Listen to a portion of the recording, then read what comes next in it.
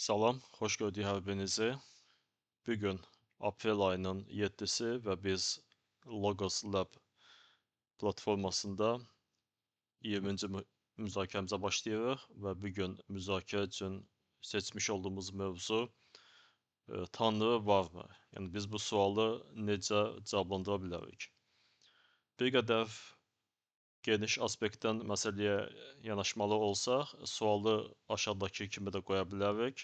Tanrının mövcudluğunu necə arqumentləşdirmək olar?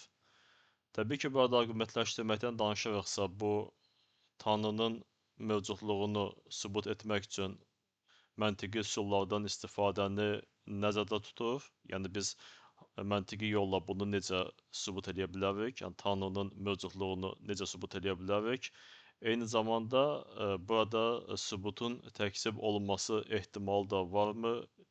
Yəni bu suala da biz diqqət ayıra bilərik. Beləliklə müzakirəmizə başlasaq, Tanrı varmı? Yəni bu sualın özü niyə vacibdir?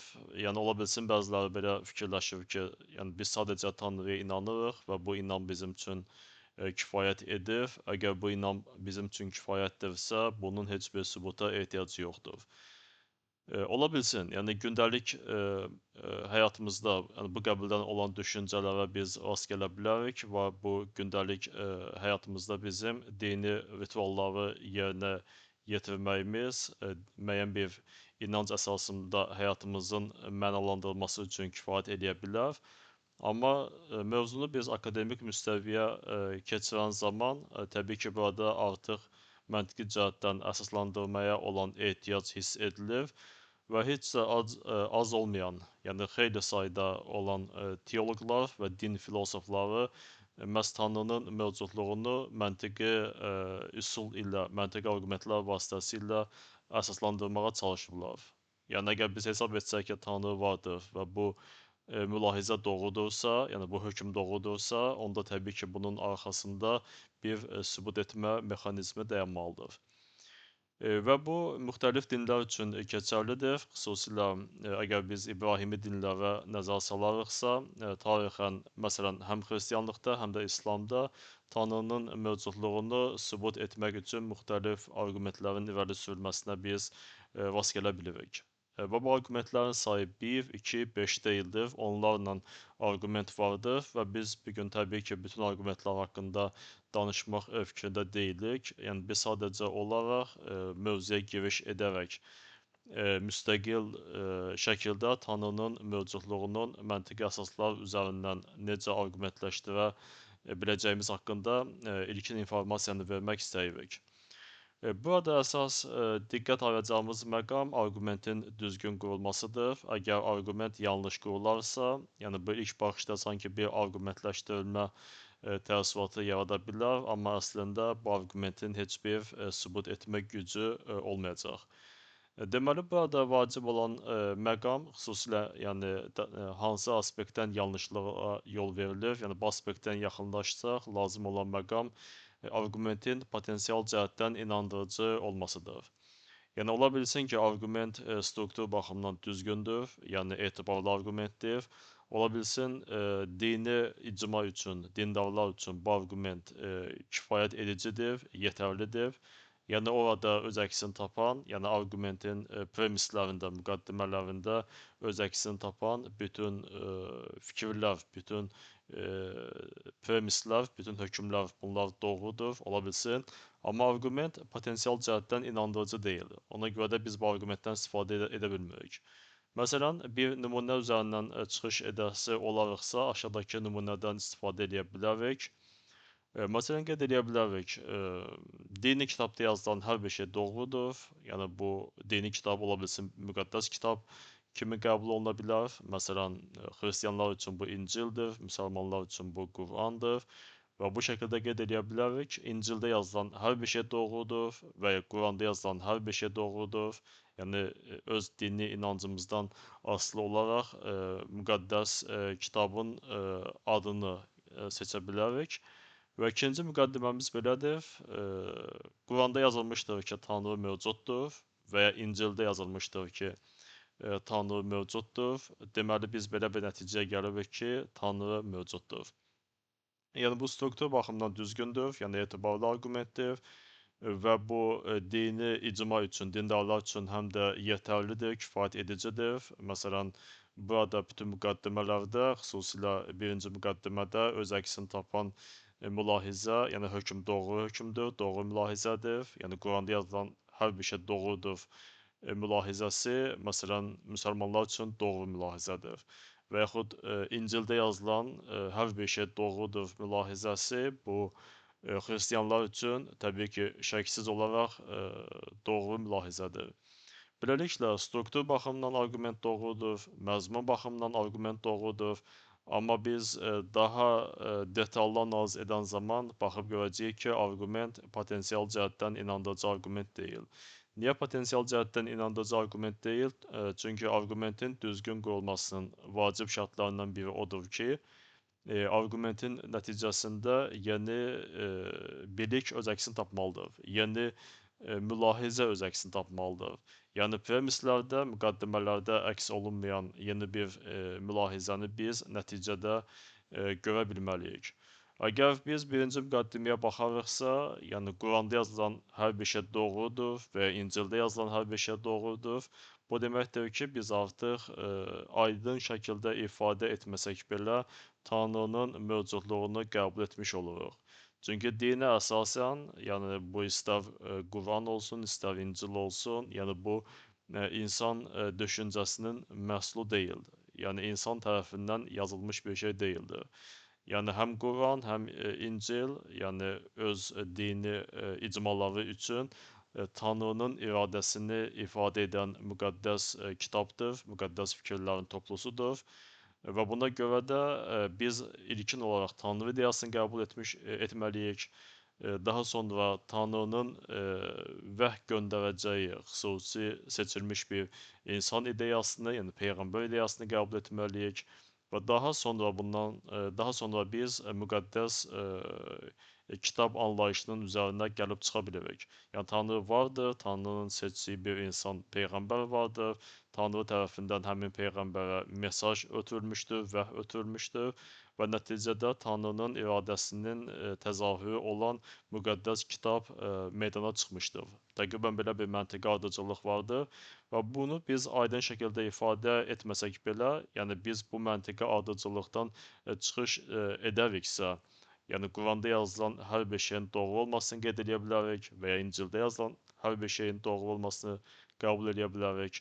Əgər belədirsə, biz Tanrının mövcudluğunu əvvəlcədən nəzərdə tuturuqsa, deməli Tanrı mövcuddur fikrini, mülahizəsini nəticəyə gətirib çıxara bilmərik. Çünki nəticədə artıq yeni bir fikir öz əksini tapmış olmayacaq. Yəni bizim birinci müqəddimədə, yəni birinci premisdə gizli şəkildə nəzərdə tutmuş olduğumuz fikir, yəni Tanrı mövcuddur fikri təkrar olaraq nəticəyə gəlib çıxmış olacaq ki, yəni bu da potensial cəhətdən inandırıcı arqument deyildir. Ona görə də ümumiləşdirsək, yəni bu struktur üzrə qurulmuş olan, bu qəbildən olan arqument növlərindən məntiqdə istifadə edilmir.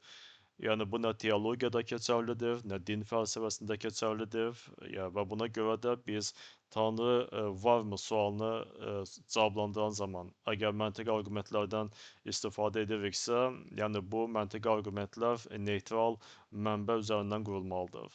Yəni elə bir mənbə üzərində bərqərar olmalıdır ki, oradakı premislər, yəni ilkin müqəddimələr həm inananlar, yəni teistlər, həm də inanmayanlar, yəni ateistlər tərəfindən qəbul edilmiş olsun. Yalnız bu halda teistlər ilə ateistlər arasında müəyyən bir məntiqi diskussiyanın, debatın qurulması mümkündür. Təbii ki, teistlər məntiqi arqumenti irəli sürəcəklər. Ateistlər deməli həmin arqumentdə öz əksini tapan ayrı-ayrı müqəddimələrin doğru olub-olmamasını araşdırmağa başlayacaqlar. Yəni özlərinin əks arqumentlərini irəli sürəcəklər və nəticə etibarilə biz Tanrının mövcud olmasını ya məntiqi cəhətdən əsaslandıra biləcəyik, ya da bunun təkzib edilməsi fikrinin üzərinə gəlib çıxmış olacağıq. Ya da ola bilsin ki, burada üçüncü bir yol da ola bilər, aqnotizm, yəni nə Tanrı mövcuddur, nə Tanrı mövcud deyildir fikrini biz qəti şəkildə arqumentləşdirə bilmərik. Yəni sübut eləyə bilmərik. Deməli, üçüncü bir yol baqnotizmdir ki, bu yanaşmaya görə də biz bu suala qəti cavab verə bilmərik. Yəni Tanrı mövcuddur, yəni mən bunu arqumentləşdirə bilmərəm. Bəs Tanrı mövcud deyildirmi? Yəni mən bu fikri arqumentləşdirə bilmərəm. Deməli, məsələ sanki bir açıq qalmış bir sual təsirini bağışlayır. Əgər gələcəkdə Tanrının mövcud olmasını daha ciddi əsaslar üzərindən, daha ciddi məntiqi sübutlar üzərindən əsaslandıra biləcəyiksə, onda biz bir potensial aqnostik olaraq Tanrının mövcudluğunu qəbul edə bilərik və teizmə keçid ala bilərik. Və bu aspektdən deməli çıxış edərəksə, siz sual verə bilərsiniz. Yəni biz hansı arqumentlərdən istifadə edə bilərik? Yəni fəlsəfə tarixində hansı arqumentlərdən istifadə edilmişdir? Və qeyd etdiyim kimi bu arqumentlərin sayı 1, 2, 3 deyildir. Yəni onlarla qəbuldən olan arqumentlər və ya əsas arqumentlərin müxtəlif modifikasiyaları vardır və bu olduqca geniş bir müzakirə mövzusudur. Bu günləri biz sadəcə onlardan ikisi haqqında danışmaq istəyirik, yəni ümumi bir təəssürat yaratmaq məqsədi ilə. Məsələn, neytral mənbə üzərindən, neytral backgrounddan çıxış edərək biz Tanrının mövcud olmasının arqumentləşdirilməsi cəhdinə aşağıdakı arqumentlər rast gələ bilirik. Yəni bu arqument kosmoloji arqument adlanır. Kosmoloji arqumentin birinci müqəddiməsi belədir ki, yəni hər bir şey ya müstəqildir, ya asılıdır. Və ikinci müqəddimə belədir ki, hər bir şey müstəqil ola bilməz. Deməli, məntiqi cəhətdən çıxan nəticəyə görə heç olmasa müstəqil olan, yəni əgər hər bir şey asılı ola bilməzsə, heç olmasa müstəqil olan bir varlıq olmalıdır. Biz həmin varlığı Tanrı deyərək təyin edə bilərik, Tanrı adlandıra bilərik. Deməli, bu ciddi bir məntiqi arqumentasiyadır, yəni struktur baxımından doğrudur, yəni etibarlı arqumentdir. Yəni bu, əgər məntiq dilində ifadə edəriksə, birinci müqəddiməmiz bu disjunksiyadır. Ya A-dır, yəni hər bir şey ya asılıdır, ya da B-dir, yəni hər bir şey ya asılıdır, ya da müstəqildir. Yəni müstəqil olan varlıq bu B mülahizəsini ifadə edir. Hər bir şey aslı deyildir, yəni A deyildir. Yəni disjunksiyanın birinci tərəfini biz inkar etmiş oluruq. Deməli, disjunksiyanın digər tərəfi pozitiv mülahizə olaraq, yəni təsdiq mülahizəsi olaraq nəticədə iştirak edir. Deməli, heç olmasa özünü izah edən bir varlıq vardır və biz qeyd etdiyim kimi bu varlığı Tanrı deyərək təyin eləyə bilərik. Yəni bu arqument struktur baxımından doğrudur, ya A-dır, ya B-dir. Əgər A deyilsə, deməli B-dir. Yəni məntiq dilində ifadə edəriksə, bu disjunktiv sillogizmdir və disjunktiv sillogizmin, yəni bu modelinə uyğun olaraq biz struktur baxımından düzgün nəticə çıxarmış oluruq. Deməli, burada arqumenti izah edən zaman ən azı iki konseptin izahına diqqət yetirmək lazımdır. Bu konseptlərdən biri müstəqil varlıq nədir? İkinci konsept aslı varlıq nədir? Yəni aslı varlıq dediyimiz, yəni çox sadə bir şəkildə ifadə edəriksə, bu özünün mövcudluğu üçün kənarda hər hansı bir varlığın olmasına ehtiyac duyan bir varlıqdır. Məsələn, biz istənilən bir maddi sistemdə hər hansı bir varlığı götürəriksə, onun mütləq bir səbəbi olmalıdır. Məsələn, fərz edək ki, əgər kitab varsa, yəni bu kitabın yaranmasına gətirib çıxaran bir səbəblər zənciri vardır. Yəni səbəblər zənciri deyəndə, məsələn, kitabın yaranmasının öz səbəbi var, həmin səbəbin özünün də yaranmasının öz səbəbi var və həmin səbəbin də özünün yəni daha əvvəlki zaman müddətində səbəbi vardır və s. Yəni bu bir səbəbiyyət zəncirinin yaranmasını gətirib çıxarır. Məsələn, ikinci bir səbəbiyyət zənciri əgər mexanizm üzrə baxarıqsa, yəni bioloji bir zəncir qurmuş olarıqsa, yəni hər bir insanın mövcud olmasının səbəbi onun valideynidir, valideynin mövcud olmasının səbəbi onun öz valideynidir və bu şəkildə biz sanki bir bioloji zəncir qurmuş oluruq, amma bu kontekstdə bu həm də səbəbiyyət zəncirinin qurulması deməkdir. Deməli, biz ətrafda olan hər bir maddi və hətta biz qeyri-maddi fenomenlərə nəzərən biz bir səbəbiyyət zəncirini ən azı nəzəri cəhətdən qura biləriksə, onda biz hesab edə bilərik ki, bu zəncirlərin hamısının bir nöqtədə kəsişməsi mümkündür. Yəni həmin kəsişmə nöqtəsi, yəni hər bir şeyin yaranmasına səbəb olur. Yəni hər bir zəncirin başlanğıc götürməsinə səbəb olur. Yəni həmin zəncir nöqtədən başlayaraq zəncir üzrə hadisələr səbəb nəticə doğurması yolu ilə bu günlər bizim müşahidə etdiyimiz bütün hadisələr, bütün obyektlər, bütün fenomenlərin təzahür etməsinin səbəbi kimi iştirak edir. Amma həmin nöqtənin özündə biz bir səbəbsiz səbəb nöqtəsini təyin edə bilərik və həmin səbəbsiz səbəb nöqtəsi bu Tanrının mövcudluğunu ifadə edə bilər. Deməli, Tanrı özü səbəbsiz səbəbdir və ya hərəkətsiz hərəkətdir. Yəni, səbəbsiz səbəb o deməkdir ki, yəni Tanrı hər bir şeyə səbəb vermişdir, hər bir şeyin səbəbi kimi iştirak etmişdir, amma özünün mövcud olması üçün kənarda heç bir qüvvəyə ehtiyacı yoxdur, yəni heç bir səbəbə ehtiyacı yoxdur. Və yaxud Tanrı niyə hərəkətsiz hərəkətdir? Yəni, Tanrı hər bir şeyin yaranmasına gətirib çıxaran hadisələrə, proseslərə, hərəkətlərə başlanğıc vermişdir, hər bir şeyi hərəkətə gətirmişdir. Amma özünün hərəkətə gəlməsi, yəni fəaliyyət göstərməsi üçün kənarda heç bir qüvvəyə ehtiyac yoxdur. Və bu şəkildə biz artıq, yəni heç olmasa bir varlığın öz mövcudluğunu izah etməsi fikri ilə rastlaşırıq, qarşılaşırıq. Deməli, bunu biz Tanrı kimi təyin edirik. Yəni biz ateist olsaq da, teist olsaq da, yəni bizim dini inanc sistemimizin necə olmasından asılı olmayaraq biz istənilən halda sırf məntiqi şəkildə Tanrının mövcud olmasını arqumentləşdirə bilirik, sübut edə bilirik. Yəni teizmin istifadə etdiyi əsas arqumentlərdən biri, yəni kosmoloji arqument bu şəkildə qurulmuş bir arqumentdir. Və siz sual versəniz ki, bu arqument struktur baxımından doğrudurmu? Bəli, bu struktur baxımından doğrudur. Deməli, etibarlı arqumentdir. Amma bu arqumentin təkzib edilməsinə çalışıblarmı? Yəni, fəlsəfə tarixində belə bir cəhdlər olmuşdurmu? Bəli.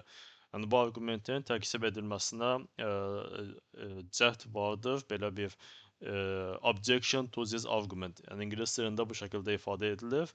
Deməli, bu arqumentin zəif bəndi kimi adətən, yəni təkzib edilən, tənqid edilən bəndi, yəni heç olmaz bütün varlıqların asılı deyildir. Yəni bu fikrə qarşı etiraz edilir. Yəni xatırlasaq arqumentasiya, yəni hər bir varlıq ya asılıdır, ya müstəqildir və ikinci müqəddiməmiz belə idi ki, heç bütün varlıqlar asılı deyildir. Yəni bu fikir ən çox təkzib olunan, yəni tənqid olunan bir cəhətdir.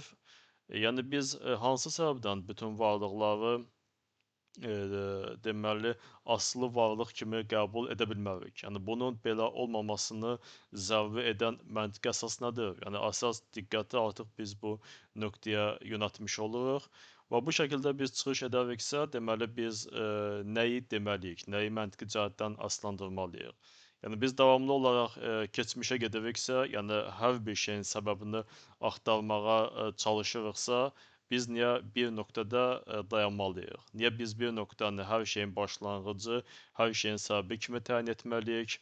Və hər bir şeyi, yəni bu nöqtənin başlanğıc verdiyi, səbəb olduğu hadisələrdən çıxış edərək izah etməyə çalışırıq. Niyə biz həmin nöqtənin, həmin başlanğıcın özünün də səbəbini axtarmağa çalışmırıq? Yəni bunun qarşısını kəsən, bunu məntiqi cəhətdən qeyri-mümkün edən nə vardır? Yəni baxın belə bir sualın üzərindən çıxış edilir.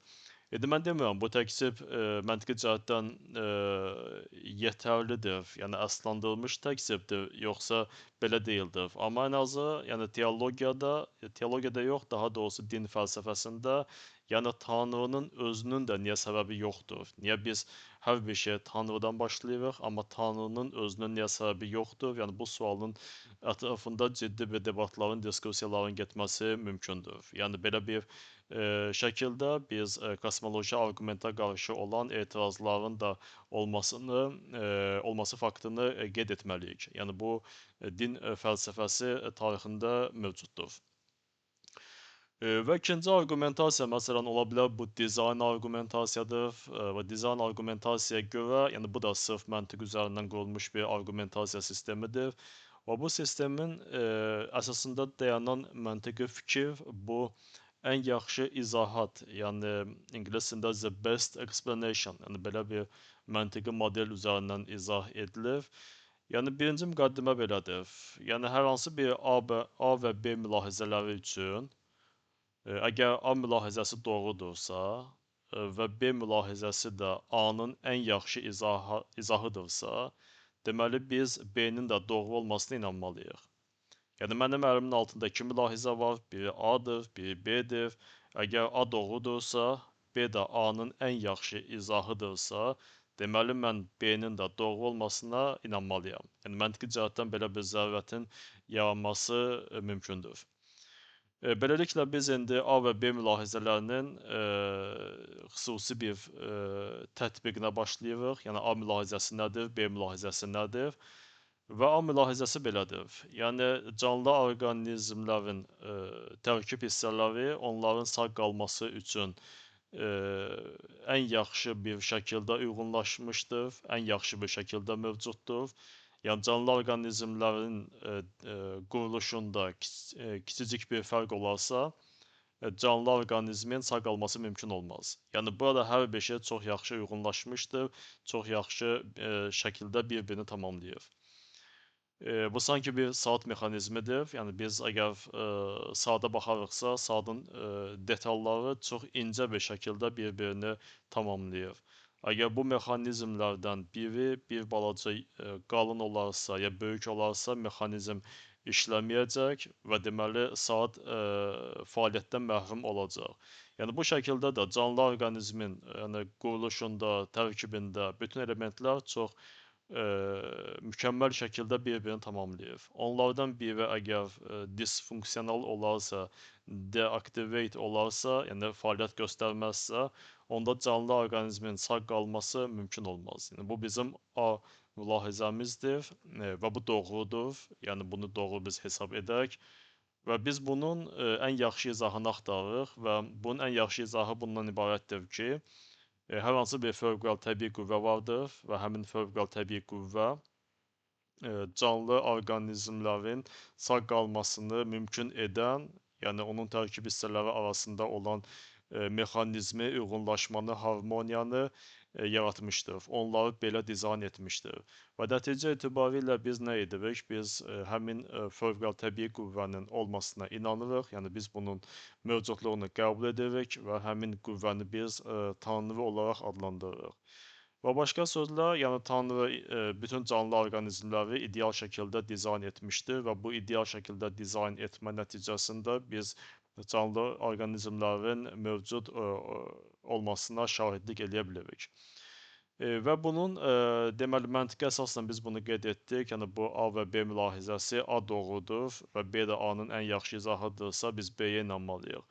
Bunun həm də arxasında bir analogiya da dayanır. Yəni analogiya belədir ki, yəni bütün bizim ətrafda gördüyümüz fiziki obyektlərin hamısının yaradıcısı var. Yəni kompüter mənim qarşımdadırsa, kompüter heç nədən mövcud ola bilməz. Yəni bunun bir yaradıcısı insan vardır.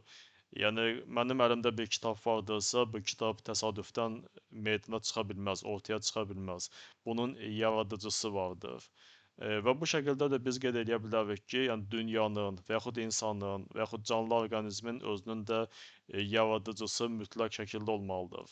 Təbii ki, indi bizim qeyd etdiyimiz dizayn kontekstində biz canlı orqanizmin yaradıcısından danışırıq. Yəni deməli, əgər bizim gördüyümüz bütün maddi artefaktların yaradıcısı olan kimi, deməli canlı orqanizmlərin də özünün yaradıcısı olmalıdır. Yəni belə bir analogiya əsasında da bu arqumentasiyanı sübut etmək olar və başqa bir arqumentasiya belə ola bilər ki, yəni biz bu bir orijinal hekayədən istifadə edilir. Yəni bunun izahında fərz edək ki, biz hər hansı bir insanların olmadığı, yəni bir səhrada gəzirik. Yəni ətrafda heç bir insan yoxdur, heç bir və biz səhrada bir saat tapırıq. Yəni saatı götürürük əlimizə, həmin saatın deyək ki, açırıq arxasını. Fərz edək ki, əvvəl heç bir zaman biz saat görməmişik. Yəni bu bizim saat ilə ilkin tanışlığımızdır.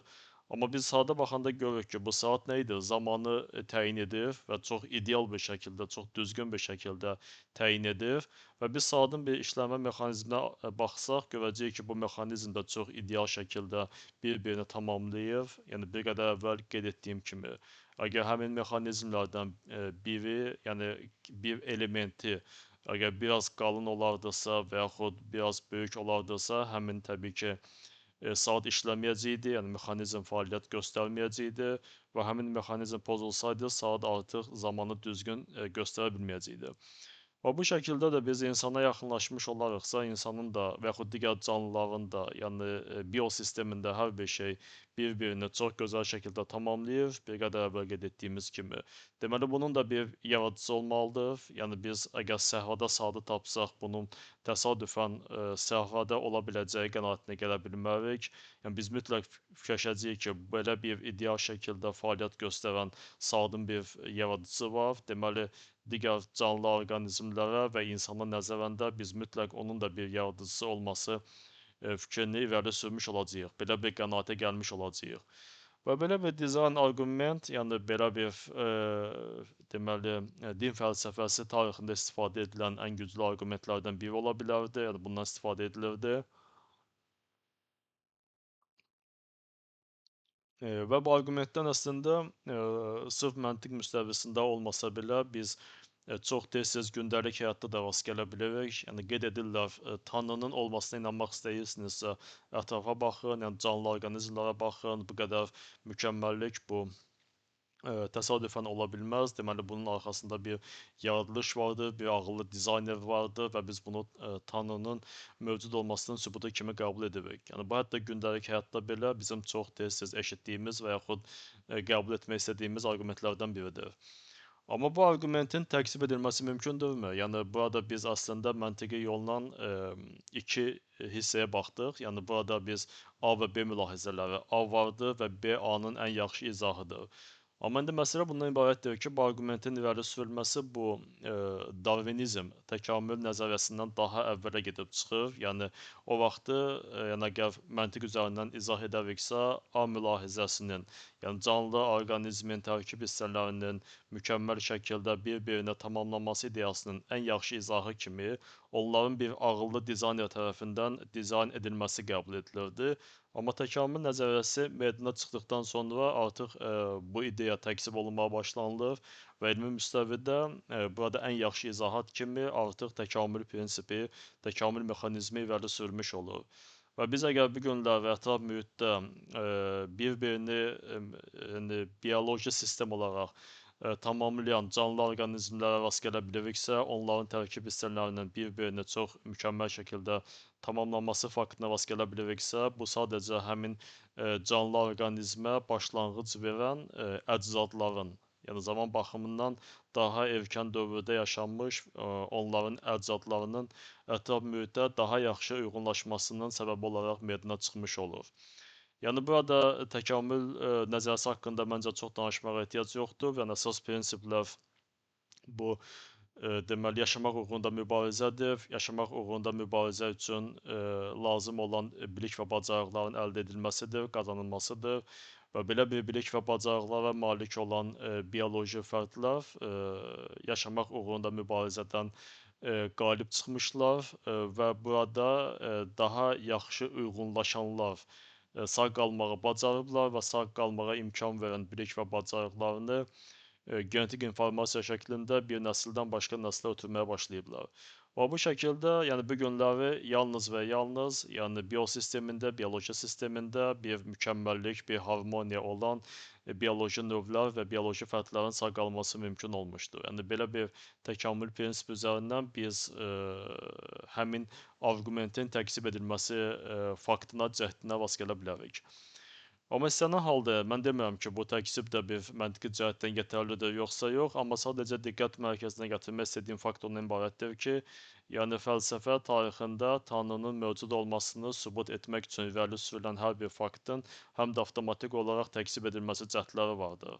Yəni onun təkzib edilməsi cəhdlərinə nəzər salmadan, sadəcə arqumentlərin özü ilə tanış olan zaman bu artıq yanlış bir təəssüratın formalaşmasına gətirib çıxarır və bu da məntiqi cəhətdən yol verilməzdir.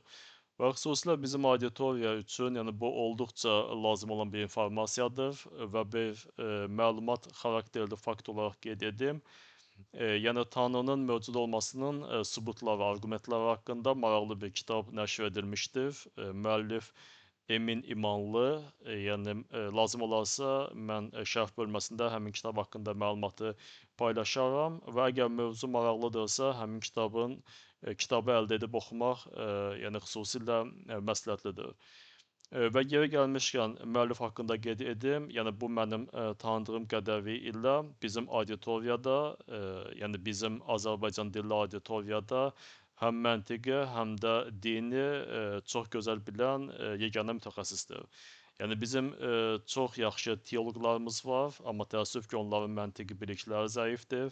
Bizim çox yaxşı məntiqçilərimiz ola bilər, amma onların teologiya ilə, dinlə bağlı fikirləri, məlumatları, bilikləri o qədər də çox ola bilməz. Amma qeyd etdiyim Emin İmanlı da, yəni bu həm məntiqi yaxşı bilir, həm teologiyanı yaxşı bilir və hər ikisini çox gözəl şəkildə uzlaşdıra bilir. Yəni həmin kitabın oxunması məsləhətlidir. Amma həmin kitabın təqdimat zamanı mən də orada iştirak eləyirdim və orada müşahidə etdiyim bir məsələ haqqında qısaca danışmaq istəyirəm. Yaranan yanlış təəssürat bundan ibarət idi ki, yəni sanki bu arqumentlər vasitəsilə artıq Tanrının mövcud olması, yəni bu 100% sübut olunub, yəni bu fəlsəfə tarixində artıq 100% sübut edilmiş, yəni mütləq bilik kimi qəbul edilməli olan bir faktdır. Yəni sadəcə bəzi qüvvələr, məsələn qərb qüvvələri və yaxud sionistlər, yəni bu artıq siyasi istiqamətə gedib çıxır. Yəni bu faktın, bu biliyin genişlənməsinə imkan vermək istəmirlər. Yəni bu biliyi, bu arqumentləri gizlətməyə çalışırlar. O biz hər vəcc ilə, hər bir mümkün variantda bu arqumentləri təbliğ etməliyik. Yəni geniş bir auditoriya yaymalıyıq ki, insanların bundan xəbəri olsun və hamı Tanrının mövcud olmasını qəbul etmiş olsun. Yəni olduqca yanlış bir təəssüratdır. Yəni əslində belə bir fikrin irəli sürən bir insan özü, yəni bu elmi dərəcəsi olan bir insandır. Yəni bir elmi akademiyada, elmi mühitdə təmsil olunan bir insandır. Amma halbuki irəli sürmüş olduğu fikir, yəni bu nə məntiqi müstəvidə bir qiymətləndirilə bilən bir fikirdir, nə də ümumiyyətlə məntiqi müstəvidən kənarda da rasional olaraq arqumentləşdirilə biləcək, yəni debat edilə biləcək bir fikir deyildir. Yəni adicə biz bir fəlsəfə tarixinə baxarıqsa, yəni siz Qərb universitetlərinin tədris proqramına, tədris videolarına baxarsınızsa, yəni bu kimi mövzular orada tədris edilir. Yəni Tanrının mövcud olmasına dair arqumentlər orada tədris olunur. Yəni bu hətta Qərbin özündə belə bu girişi qadağan edilmiş, yəni hər bir vəclə gizlədilən bir məlumat deyildir, bir informasiya deyildir. Amma hər bir halda arqument təqdim edildikdən sonra həmin arqumentin potensial cəhətdən necə təkzib oluna bilməsi də diqqət mərkəzinə gətirilir.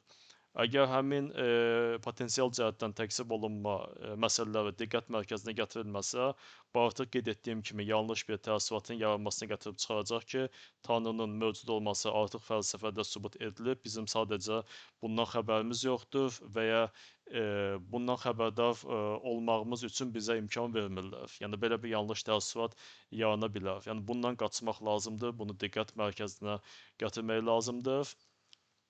Və ikinci yanlış bir təəssürat necədir? Yəni bu yaxınlarda bir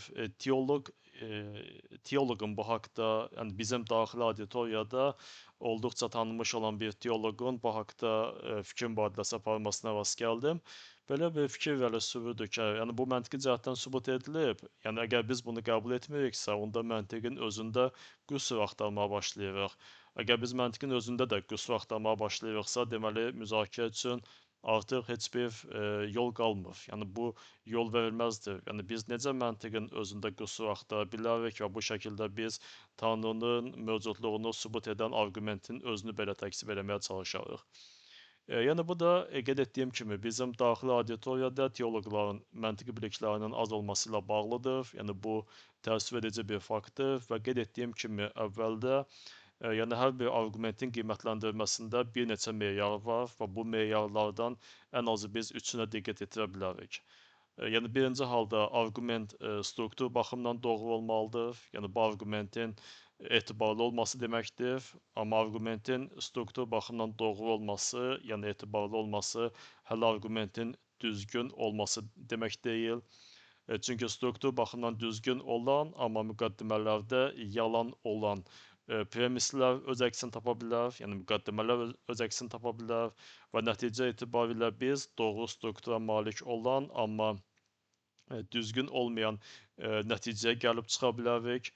Deməli biz hər bir halda premislərin, yəni müqəddimələrin özünü də bir-bir yoxlamalıyıq və bu yalnız bu halda, yəni struktur baxımından arqument doğrudur, yəni etibarlıdır, həm də üstəlik olaraq bütün premislər doğrudur. Yalnız bu halda biz qeyd edə bilərik ki, arqument yetərlidir, yəni kifayət edicidir, qəbul etmək üçün kifayət edicidir. Amma bu da düzgün arqumentin yekun şərti deyildir. Yəni ola bilər ki, arqument etibarlıdır və qəbul etmək üçün kifayət edicidir, amma arqument potensial cəhətdən inandırıcı deyil. Yəni bizim əvvəldə qeyd etdiyimiz kimi, yəni müqəddəs mətndə yazılan hər bir şey doğrudur. Məsələn, Quranda və ya İncildə yazılan hər bir şey doğrudur. Orada yazılıb ki, Tanrı vardır və Tanrı mövcuddur, vardır. Yəni biz bu fikrə gəlib çıxa bilmərik. Artıq izah etdiyim kimi bu potensial cəhətdən inandırıcı arqument deyildir. Yəni müqəddimədə ehtiva olunan gizli bir fikir, yəni Tanrı mövcuddur fikrini təkrar olaraq nəticədə də istifadə edir və bu məntiqi cəhətdən yol verilməzdir. Beləliklə nəyə demək istəyirəm? Yəni əgər hətta Tanrının mövcud olmasına dair məntiqi arqument irəli sürülübsə, yəni bu məntiqi arqumentin hələ avtomatik olaraq düzgün olması demək deyil. Ola bilər ki, bu məntiqi arqument struktur baxımından düzgündür. Amma məzmun baxımından analiz edəriksə, biz burada yalan premislərə, müqəddimələrə rast gələ bilərik. Ola bilər ki, arqument həm struktur baxımından düzgündür, həm də məzmun baxımından düzgündür, amma qeyd etdiyim kimi potensial cəhətdən inandırıcı deyil, çünki eyni fikir həm premisdə, müqəddimədə istifadə edilir, həm də nəticədə təkrar istifadəyə yol verilir. Beləliklə, yəni arqumentin olması hələ onun təkzib edilməsi yolunu bağlamış olmur. Yəni bu da olduqca vacib bir məqamdır. Yəni mövzu ilə tanış olan zaman, yəni qeyd etdiyim kitabı oxuyan zaman bunu mütləq diqqətdə saxlamaq lazımdır.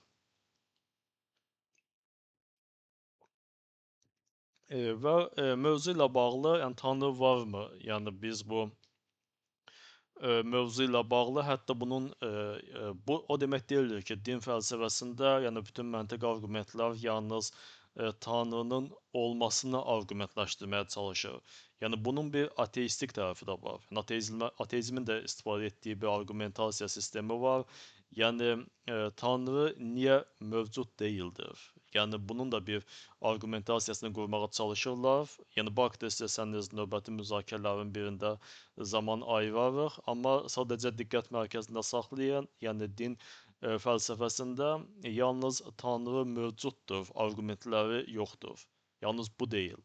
Və bunun da tam əksi Tanrı mövcud deyildir. Niyə mövcud deyildir? Bunun da arqumentləri vardır. O başqa məsələ ki, bu arqumentləri biz düzgün arqument kimi qəbul edirik yoxsa yox. Ya Tanrının mövcudluğunu arqumentləşdirən arqumentləri biz təkzib edə biləcəyimiz kimi, Tanrının mövcud olmasını, qeyri-mövcud olmasını, yəni olmamasını arqumentləşdirən deməli arqument nümunələrini də biz təkzib etməyə çalışa bilərik. Yəni bu da vardır. Yəni hər ikisi vardır. Amma sadəcə oxuyan zaman, tanış olan zaman, müzakirə keçirən zaman təkrar olaraq qeyd edirəm, diqqət mərkəzində saxlamaq lazımdır. Əgər arqument varsa, bunun mütləq şəkildə təkzib oluna bilmə ehtimallarını mütləq nəzərdən keçirmək lazımdır. Yəni bu şəkildə biz arqumentdə mövcud ola biləcək boşluqları tapa bilərik, onları doldurmağa çalışa bilərik. Əgər onları doldurmaq mümkün deyilsə, boşluqları doldurmaq mümkün deyilsə, biz həmin arqumentdən imtina edərək digər bir arqumentə keçid ala bilərik. Beləliklə, müzakirə etmək istədiyim mövzu bu qədər. Daha doğrusu mövzunun müzakirə etmək istədiyim tərəfləri, şaxələri bu qədərdir. Suallarınız olarsa ünvanlaya bilərsiniz. Diqqətinizə görə minnətdaram.